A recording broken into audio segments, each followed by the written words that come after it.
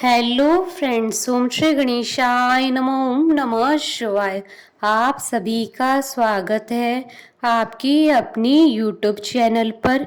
Friends, आज हम आपको इस वीडियो में बताने जा रहे हैं श्रावण मास महात्म्य अध्याय 5वें की कथा के बारे में, जिसको सुनने मात्र से होती है धन धान्य में वृद्धि और सभी मनोकामनाएं होती हैं शीघ्र ही पूर्ण। फ्रेंड्स, वीडियो शुरू करने से पहले आपसे रिक्वेस्ट है, अगर आप हमारे चैनल पर नए हैं और आपने अभी तक चैनल को सब्सक्राइब नहीं किया है तो प्लीज़ सब्सक्राइब कीजिएगा चैनल को, साथ ही प्रेस कीजिएगा बेल आइकन को, जिससे नए वीडियो से रिलेटेड नोटिफिकेशन आपको तुरंत प्राप्त हो सके। और वीडियो पसंद आने पर वीडियो को लाइक और शेयर ज़रूर कीजिएगा ताकि सभी भक्तों को इस वीडियो का लाभ प्राप्त हो सके। और कमेंट बॉक्स में ओम नमः शिवाय जरूर लिखिएगा। श्रावण मास महात्म सभी प्रकार के विघ्नों का नाश करने वाले तथा सारी सृष्टि का पालन करने वाले श्री गणेश जी तथा ज्ञान के दाता देवी श्री सरस्वती जी तथा सब पुराणों के कर्ता श्री व्यास जी तथा श्री गुरुदेव जी के चरण कमलों में नमस्कार करके भगवान की श्रद्धा और भक्ति रस में डूबे हुए श्रावण मास महात्म की कथा कहती हूँ। श्रावण मास में किए जाने वाले विभिन्न व्रतानुष्ठान और रविवार व्रत वर्णन में सुकर्मा द्विज की कथा। ईश्वर बोले, हे सनत कुमार, करोड़ पार्थिव लिंगों के महात्म तथा पुण्य का वर्णन नहीं किया जा सकता। जब मात्र एक लिंग का महात्म नहीं कहा जा सकता तो फिर करोड़ों लिंगों के विषय में कहना ही क्या। मनुष्य को चाहिए कि करोड़ लिंग निर्माण असमर्थता में 1 लाख लिंग बनाए या 1000 लिंग या 100 लिंग ही बनाए। यहाँ तक कि एक लिंग बनाने से भी मेरी सनिधि मिल जाती है। षडाक्षर मंत्र से 16 उपचारों के द्वारा भक्तिपूर्ण मन से भगवान शिव जी की पूजा करनी चाहिए।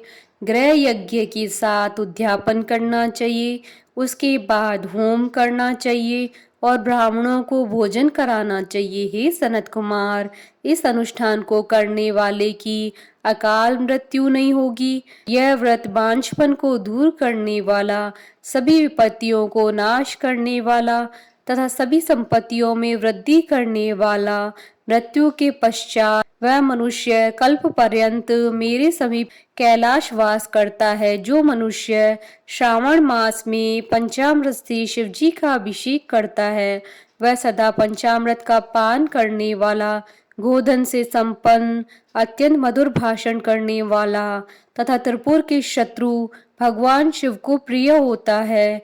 जो इस मास में अन्नोदान व्रत करने वाला तथा हविष्यान ग्रहण करने वाला होता है वह व्रीहि आदि सभी प्रकार के धान्यों अक्षय निधि स्वरूप हो जाता है।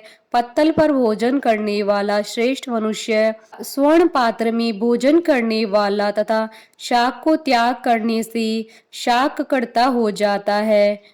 श्रावण मास में केवल भूमि पर सोने वाला कैलाश में निवास प्राप्त करता है। इस मास में एक भी दिन प्रातः स्नान करने से मनुष्य को 1 वर्ष स्नान करने के फल का भागी कहा गया है। इस मास में जितेंद्रिय होने से इंद्रिय बल प्राप्त होता है। इस मास में स्फटिक पाषाण, मृत्तिका, मरकत मणि, पिष्ट अर्थात पीठी धातु, चंदन, नवनीत आदि से निर्मित अथवा अन्य किसी भी शिवलिंग में, साथ ही किसी स्वयं आविर्भूत न हुए लिंग में श्रेष्ठ पूजा करने वाला मनुष्य सैकड़ों ब्रह्म हत्या को भस्म कर डालता है। किसी तीर्थ क्षेत्र में सूर्य ग्रहण या चंद्र ग्रहण के अवसर पर 1 लाख जप से जो सिद्धि प्राप्त होती है वह इस मास में एक बार के जप से ही प्राप्त हो जाती है। अन्य समय में जो 1000 नमस्कार और प्रदक्षिणाएं की जाती है उनका जो फल होता है वह इस मास में एक बार करने से ही प्राप्त हो जाता है। मुझको प्रिय श्रावण मास में वेद पारायण करने पर सभी वेद मंत्रों की पूर्ण रूप से सिद्धि हो जाती है। श्रद्धा युक्त होकर इस मास में 1000 बार पुरुष सूक्त का पाठ करना चाहिए अथवा कलयुग में उसका चौगुना पाठ करना चाहिए अथवा वर्ण संख्या का 100 गुना पाठ करना चाहिए अथवा वह करने में असमर्थ हो तो आलस्यहीन होकर मात्र 100 पाठ करने चाहिए। ऐसा करने वाला मनुष्य ब्रह्म हत्या आदि पापों से मुक्त हो जाता है, इसमें कोई संदेह नहीं है। गुरु पत्नी के साथ संसर्गजन्य पाप के लिए यही महान प्रायश्चित है। इसके समान पुण्यप्रद, पवित्र तथा पाप नाशक कुछ भी नहीं है। पुरुष सूक्त के जप के बिना इस मास में एक भी दिन व्यतीत नहीं करना चाहिए। जो मनुष्य इस फल को अर्थवाद कहता है वह नरकगामी होता है। इस महीने में संवेदा, चारु, तिल और घृत से गृह यज्ञ होम कराना चाहिए। शिव के रूपों का भली भांति ध्यान आदि करके धूप, गंध, पुष्प, नैवेद्य आदि से पूजन करना चाहिए और अपने सामर्थ्य के अनुसार कोटि होम, लक्ष्य होम अथवा 10 सहस्त्र होम कराना चाहिए। व्याहार्थियों ओम भू, ओम भुवः, ओम स्वः के साथ लो के द्वारा भी यह गृह यज्ञ नामक होम किया जाता है। हे सनत कुमार, इसके बाद अब मैं वारों के व्रतों का वर्णन करूंगा, आप सुनिए। हे अनग, उनमें सर्वप्रथम मैं आपको रविवार का व्रत बताऊंगा। इस संबंध में लोग एक प्राचीन इतिहास को कहते हैं। प्रतिष्ठानपुर में सुकर्मा नामक एक द्विज था। वह दरिद्र, कृपण तथा भिक्षावृत्ति में लगा रहता था। एक बार वह धान्य मांगने के लिए घूमते घूमते नगर में गया। उसने किसी एक गृहस्थ के घर में मिलकर रविवार का उत्तम व्रत करती हुई स्त्रियों को देखा। तब उसे देखकर वे स्त्रियां परस्पर कहने लगी कि इस पूजा विधि को शीघ्रता पूर्वक छिपा लो। इस पर वह विप्र उन स्त्रियों से बोला, हे श्रेष्ठ स्त्रियों, आप लोग इस व्रत को क्यों छिपा रही हैं? समान चित्त वाले सज्जनों के लिए परमार्थ ही स्वार्थ है। मैं दरिद्र तथा दुखी हूँ, इस श्रेष्ठ व्रत को सुनकर मैं भी इसे करूंगा। अतः आप लोग इस व्रत का विधान व फल अवश्य बताएं। स्त्रियां बोली, हे द्विज, इस व्रत के करने में आप उन्माद तथा प्रमाद करेंगे अथवा भूल जाएंगे अथवा इसके प्रति अभक्ति या अनास्था रखने लगेंगे। अतः आपको यह व्रत कैसे बताऊं? उनकी यह बात सुनकर उनमें जो एक प्रौढ़ा स्त्री थी वह उस ब्राह्मण से व्रत तथा व्रत की विधि बताने लगी। हे ब्राह्मण, श्रावण मास के शुक्ल पक्ष के प्रथम रविवार को मौन होकर उठ करके शीतल जल से स्नान करे। उसके बाद अपना नित्य कर्म संपन्न करके पान के एक शुभ दल पर रक्त चंदन से सूर्य के समान पूर्ण गोलाकार 12 परिधियों वाला सुंदर मंडल बनाए। उस मंडल में रक्त चंदन से संज्ञा सहित सूर्य का पूजन करी।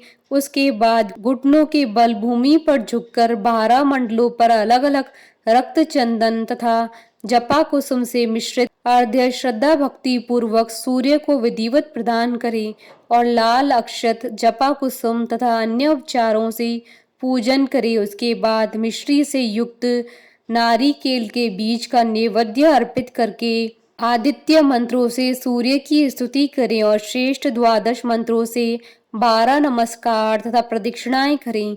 इसके बाद 6 तंतुओं से बनाए गए सूत्र में 6 ग्रंथियां बनाकर देवेश सूर्य को अर्पण करके उसे अपने गले में बांधे और पुनः 12 फलों से युक्त वायन ब्राह्मण को प्रदान करें। इस व्रत की विधि को किसी के सामने नहीं सुनना चाहिए। हे विप्र, इस विधि से व्रत की किए जाने पर धनहीन व्यक्ति धन प्राप्त करता है, पुत्रहीन पुत्र प्राप्त करता है, कोढ़ी कोढ़ से मुक्त हो जाता है, बंधन में पड़ा व्यक्ति बंधन से छूट जाता है, रोगी व्यक्ति रोग से मुक्त हो जाता है। हे विप्रेंद्र, अधिक कहने से क्या प्रयोजन? साधक जिस जिस अभीष्ट की कामना करता है वह इस व्रत के प्रभाव से उसे मिल जाता है। इस प्रकार श्रावण के 4 रविवारों और कभी कभी 5 रविवारों में इस व्रत को करना चाहिए और इसके बाद व्रत की संपूर्णता के लिए उद्यापन करना चाहिए। हे विप्रेंद्र, आप भी इसी प्रकार करें, इससे आपकी सभी कामनाओं की सिद्धि हो जाएगी। उसके बाद उन पतिव्रताओं को नमस्कार करके वह ब्राह्मण अपने घर आ गया। उसने जैसा सुना था उसी विधि से उस संपूर्ण व्रत को किया और अपनी दोनों पुत्रियों को भी वह विधि सुनाई। उस व्रत के सुनाने मात्र से ही शिवजी के दर्शन से तथा उनके पूजन के प्रभाव से वे कन्याएं देवांगनाओं की सदृश्य हो गईं। उसी समय से उस ब्राह्मण के घर में लक्ष्मी ने प्रवेश किया और वह अनेक उपायों तथा निमित्तों से धनवान हो गया।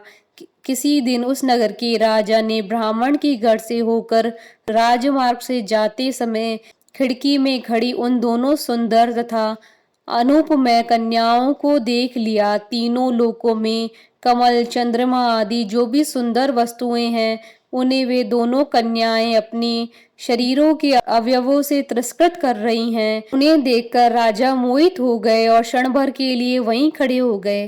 ब्राह्मण को शीघ्र बुलाकर उन्होंने दोनों कन्याओं को मांग लिया। तब उस ब्राह्मण ने भी हर्षित होकर दोनों कन्याएं राजा को प्रदान कर दी। उस राजा को पति के रूप में प्राप्त करके वे कन्याएं भी प्रसन्न हो गई। वह स्वयं इस व्रत को करने लगी और पुत्र पौत्र आदि से संपन्न हो गई। हे मुने, महान ऐश्वर्य देने वाले इस व्रत को मैंने आपसे कह दिया।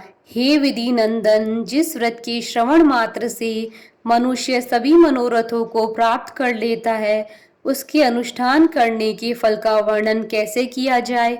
इस प्रकार श्री स्कंद पुराण के अंतर्गत ईश्वर सनत कुमार संवाद में श्रावण मास महात्म्य में प्रकीर्णक नाना व्रत रविवार व्रतादि कथन नामक 5वां अध्याय संपूर्ण हुआ।